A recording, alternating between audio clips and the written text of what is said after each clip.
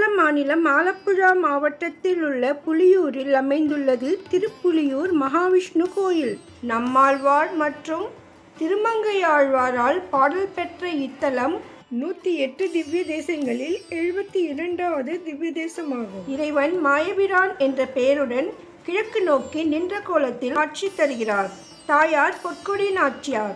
இக்கோயில் மூலவர் பீமரால் பிரதிஷ்டை செய்யப்பட்டு திருவிதாங்கூர் தேவஸ்தானம் வாரியத்தால் நிர்வகிக்கப்படுகிறது. பீமர் இங்கு இறைவனை வழிபட்டு தவம் செய்தார். இந்த கோயில் பஞ்சபாண்டவர்களில் ஒருவரான பீமரால் கட்டப்பட்டது என்று நம்பப்படுகிறது. 5 சகோதரர்களில் பீமர் மிகவும் சக்தி வாய்ந்தவர். இந்த கோயில் அவரது பெருந்தன்மையை குறிக்கும் பெரிய கோயிலாகும்.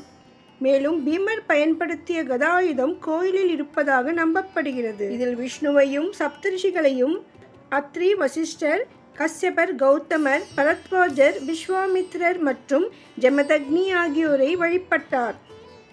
அவர்கள் லக்ஷ்மி தேவியுடன் விஷ்ணுவின் சேவையை பெற்றனர். இந்திரன் மூலம் இந்த சப்தரிஷிகள் அனைவரும் மோட்சத்தை கண்டனர்.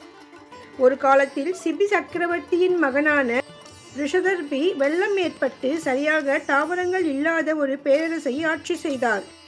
அந்நேரத்தில் சப்தரிஷிகளுக்கு ஏதேனும் தானம் வழங்கப்பட்டால் அது பேரரசின் செல்வத்தையும் அழகையும் அதிகரிக்கும். இதன் விளைவாக சப்தரிஷிகளுக்கு தானம் வழங்க நினைத்தார். ஆனால் அவர்கள் அதை ஏற்கவில்லை. ஏனெனில் முழு பேரரசிலும் செல்வமும் ஆரோக்கியத்தையும் ஏதேனும் வெள்ளத்தால் குறைந்தால் அது ஆளும் மன்னரின் செயல்களால் ஏற்படுகிறது. எனவே அவர்கள் அதை கண்டறிந்து தானத்தை ஏற்கவில்லை. ஆனால் அவர் தனது தானத்தை ஏற்க வேண்டும் என்று விரும்பினார். அதன் விளைவாக தனது அரண்மனையில் அதிகாரிகளுடன் பழங்களில் சிறிது தங்கத்தை வைத்து அவர்களுக்கு கொடுக்கச் செய்கிறார். ஆனால் அவர்கள் தங்களுடைய ஞான திருஷ்டியின் மூலம் இதை அறிந்து இந்த தானத்தை ரிஷிகள் ஏற்க மறுக்கின்றனர். இதனால் கோபமடைந்து அவர்களை கொல்ல முயன்றார். அதன் விளைவாக மன்னர் யாகத்தை தொடங்கினார்.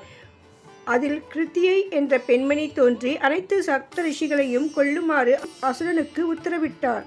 இதை அறிந்த விஷ்ணு கிருத்தியை அழிக்கவும் சப்தரிஷிகளை பாதுகாக்கவும் இந்திரனை அனுப்புகிறார். அதேபோல் இந்திரன் அசுரனை கொன்றார். அனைத்து ரிஷிகளும் முக்தி பெற்றனர். இங்கு விமானம் புருஷோத்தம விமானம், தீர்த்தம் பிரக்ஞா சரஸ். மலைநாட்டு திவ்ய தேச யாத்திரையில் இக்கோயிலுக்கு சென்றோம். நாங்கள் செல்லும் பொழுது இரவு 7:30 ஆயிருந்தது. கோயிலின் பின்புறமாக சென்று நாங்கள் முன்புறமாக வெளியில் வந்தோம். இருட்டில் எங்களால் கோயிலின் அழகை ரசிக்க முடியவில்லை. கோயிலின் வாசலில் மிகப்பெரிய விஷ்ணு சிலை இருந்தது. அதிகமாக வெளிச்சம் இல்லாததால் நம்மால் சரியாக படம் பிடிக்கவும் முடியவில்லை. நீங்கள் செல்லும் பொழுது காலை நேரத்தில் சென்றால் இந்த கோயிலின் அழகை மிகவும் ரசிக்கலாம். யாத்திரையில் செல்லும் பொழுது சில கோயில்களுக்கு நாம் 6 மணிக்கு மேல் செல்ல வேண்டியிருக்கும். அதோடு மழையும் இருந்ததால் ரொம்ப இருட்டாக இருந்தது. இக்கோயில் மூலவர் மாயபிரான் மற்றும் இங்கு பல சந்நிதிகள் உள்ளன. தட்சிணாமூர்த்தி, பகவதி, கிருஷ்ணர், ஐயப்பனுக்கென்று தனித்தனி சந்நிதிகள் இங்கு உண்டு. முற்காலத்தில் இந்த இடத்தில் மிகவும் அதிகமாக புலிகள் இருந்ததால் இதற்கு புலியூர் என்ற பெயர் இருப்பதாக நம்பப்படுகிறது. இக்கோயிலுக்கு அருகிலுள்ள சர்வதேச விமான நிலையம் திருவனந்தபுரம் விமான நிலையமாகும். செங்கனூர் ரயில் நிலையத்திலிருந்து 4 கிலோமீட்டர் தொலைவில் உள்ளது. முற்புறம் 18 படிகள் இருக்கும். கோயிலின் கோபுரத்தின் மேல் மகாவிஷ்ணு சயன கோலத்தில் அழகாக காட்சி தருவார்.